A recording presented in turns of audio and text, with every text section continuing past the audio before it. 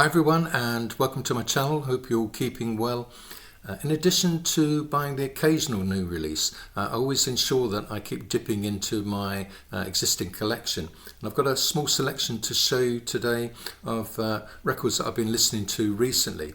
I find it quite interesting that sometimes I'll dig out a record and play it again, and once I become reacquainted with it, I find that my opinion has changed from when I initially bought the record. And that's certainly the case with this one, Tim Buckley, Lorca. This was on the Electra label, came out in 1970, although this is a reissue from 1980.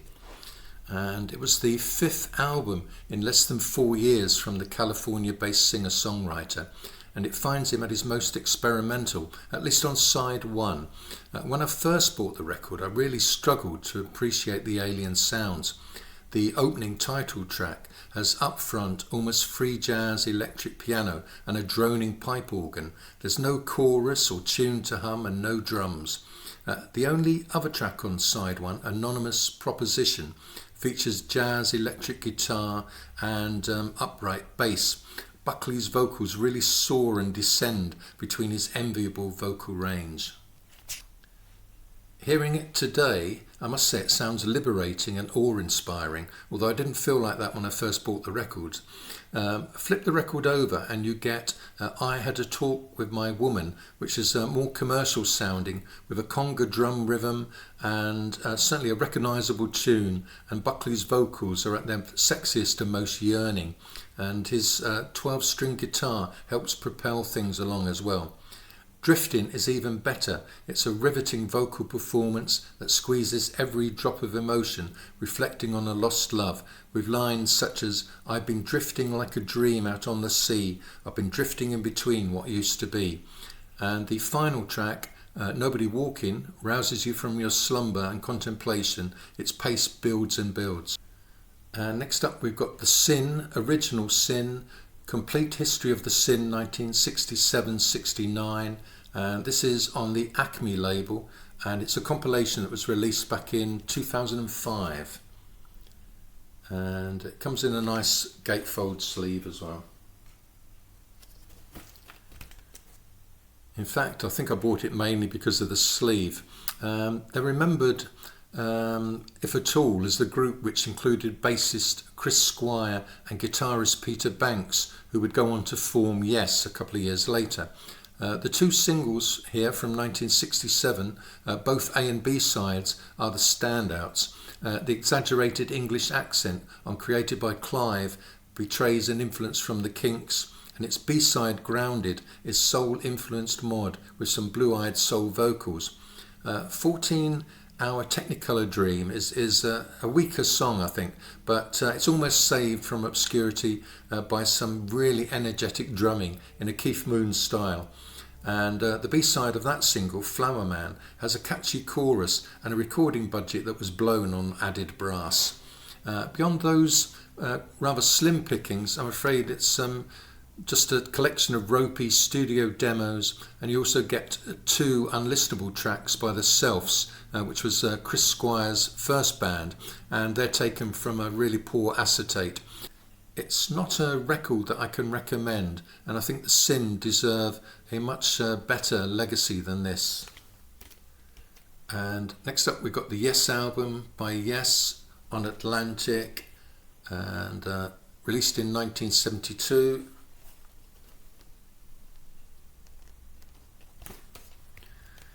So just moving forward, 2 or 3 years from the Sin, and Chris Squire is now breaking through with Yes's third album. Sadly, Peter Banks had departed after the second album, Time and a Word, and is replaced here by the slightly over-busy guitar style of Steve Howe. I do like Tony Kaye's Moog Wash and also his piano on the outro to the track Adventure. The vocal harmonies, learnt during the days of the Sin, had almost a Crosby, Stills and Nash feel to some of the proceedings on here. And despite often quite complex time signatures, there's always a memorable tune at the heart of it. So Yours Is No Disgrace, Starship Trooper and I've Seen All Good People are all absolute classics. Next up we've got Surfing Craze by the fantastic BAGGYS, and this is on the Edsel label, and it's a compilation that came out in 1983. And they were a 1960s studio-based surf group which was formed by songwriters P.F. Sloan and Steve Barry, and they were backed by some of the Wrecking Crew. And considering the pedigree of the songwriters and the backing musicians, I must say it's very much a mixed bag again.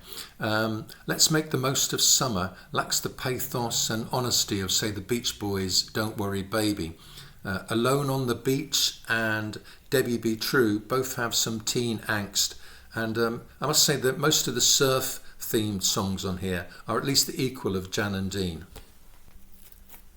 And moving on, we've got the Skeletons and Waiting on the Alias label, and this came out in 1992, and they started out as the touring band for Steve Forbett before they broke away and started recording sporadically. I described them as an American bar band in a style similar to NRBQ, but not in the same class as them.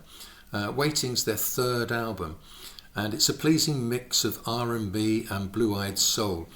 If you're a fan of, say, Elvis Costello and the Attractions' Get Happy, or the more up-tempo songs of Brinsley Schwartz, you'll probably enjoy this.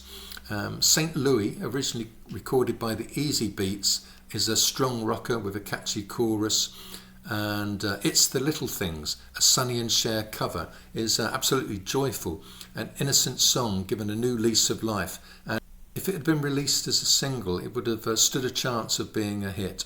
They also do a funky cover of Waylon Jennings' Only Daddy That'll Walk the Line, the bluesy That'll Work, and the new wavy Hardware, both self-penned by the band, and they both highlight their humorous side as well. The final track, Waiting for My Gin to Hit Me, is a bit of an old duffer though. It does drag on a bit, but overall this is quite a solid album. Next up we've got Captain Sensible and Revolution Now on the Deltic label, and this came out in 1989.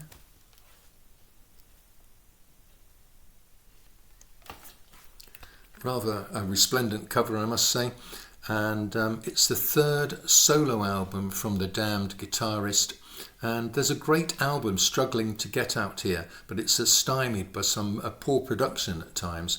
I could do without the cheesy, cheap sounding synthesizers and the use of drum machines at times, although I must say the sampled sound bites are a standout here, and they work really well. There are some notable collaborators as well on the album. You get Rat Scabies and Paul Gray from The Damned, and they play on the track Riot on Eastbourne Pier, which is an English mod pop delight. Captain Sensible's partner, Dolly Mixture's Rachel Bohr, adds vocals to the very catchy The Toys Take Over. And Cleaners from Venus songwriter Martin Newell, he co-writes on a number of tracks here. The best of these are Green Light, which sounds like Teardrop Explodes with some female backing vocals, and the title track, Revolution Now, is a real standout as well, and the keyboards sound just like Julian Cope's World Shut Your Mouth. Moving along, we've got the FEELIES and Only Life on the A&M label, and this came out in 1988. And it's the third album from the New Jersey guitar rock band. The band wears its influences for all to see. So you get Lou Reed-like vocals, a repetitive Velvet Underground beat, and two intertwined guitars like Television. Considering it's their major label debut, thank goodness they weren't told to ditch their sparseness of sound and production, and it means that this hasn't dated at all. There are good songs throughout, although the band does hold back quite a bit on side 1, and they become more manic on side 2, and the album culminates with an adrenaline-fueled cover of the Velvet Underground's What Goes On. And next up, it's Phil Seymour by Phil Seymour on Great American Music, and this originally came out in 1980, but this is a reissue from 2012. It was Seymour's first album after the breakup of the Dwight Twilley band, and it's a continuation of that band's power pop sound. Indeed, Precious to Me is a power pop classic, a perfect blending of the Everly Brothers, Beatles and the Byrds sound. Love You So Much recalls the hiccup vocals of the Dwight Twilley band, and the odd tracks such as Let Her Dance strays into sugar-coated bubblegum pop, which is a good thing. You also get covers of Elvis Presley's Trying to Get to You and the Bobby Fuller Four's Let Her Dance. My favourite track is Don't Blow Your Life Away. I could even imagine AC/DC covering it and making the most of the guitar riff on this one. Okay, we've got Willie Wolstenholme and Maestoso, and this is on the Polydor label, and it came out in 1980. And it was the first album that we released after leaving Barclay James Harvest, and the best songs here I think are the equal of the progressive rock heyday of Barclay James Harvest, and it's a wash with his signature mellotron plus synthesizers, piano and Hammond organ, combined with the choir boy-like fragility of his vocals and lyrics often musing on his love for the English countryside. For me, it's quite an emotional listen, and knowing the tragic circumstances of his eventual death adds to that emotion. Patriot starts with a church organ and a hesitant vocal, and the guitar solo from Steve Broomhead matches, I think, the subtlety of Wolstenholme's old bandmate John Lees. The title track includes piano interludes in the style of English romantic classical composers, and a prospect of Whitby evokes the splashing of the waves on the shore with its graceful flowing keyboards. Maestoso means music performed in a majestic manner, and I think that perfectly describes the music of Willie Wolstenholme. Right, we've got the Style Council Café Bleu, and this was released on Polydor in 1984. And it was their debut album following Paul Weller's surprise decision to knock the Jam on the head. And it's very much frustrating, inconsistent listen for me, with far too many instrumentals destroying the flow of the album. The Blue Note jazz influenced Blue Cafe does at least show off Mick Talbot's keyboard skills. The cringe-inducing a gospel with an embarrassing dated rap doesn't hit the spot either. And I'm also rather disappointed in Tracy Thorn's flat and lethargic vocals on the Paris Match, and that's a miss for me as well, I'm afraid. So thank goodness for Paul Weller's excellent vocals on the stellar songs My Ever-Changing Moods and You're the Best Thing. Okay, next up we've got Russ Tolman and Down in Earthquake Town on the Demon label, and this one came out in 1988. He'd been one of the twin lead guitarists in the Paisley Underground Leading Lights True West, and he left after their second album, and this was his second album as a solo artist. His vocals are an acquired taste, like a cross between Lou Reed and Guy Clark with very limited vocal range. As a songwriter though, he's lyrically strong, with musical arrangements nestling between Americana and guitar rock. Always tasteful guitar and production helps detract attention away from his problematic vocals.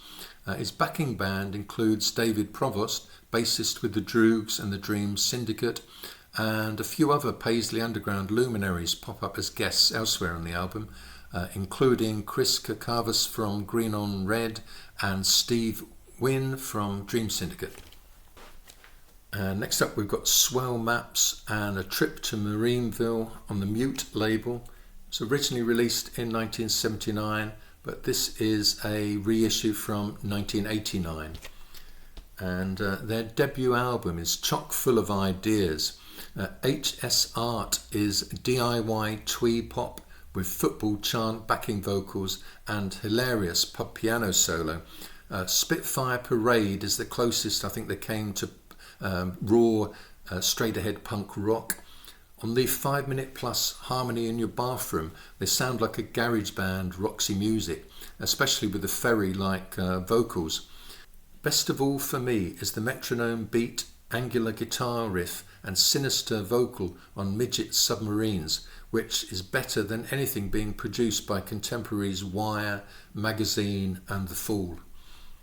The album does degenerate at times into krautrock influenced noise, but at their best, Swell maps bring together a cacophony of squalling guitars, bass and drums and make it sound addictive, curiously melodic and always lyrically enigmatic. A pretty important release. You'll find details of the records I've talked about today in the description.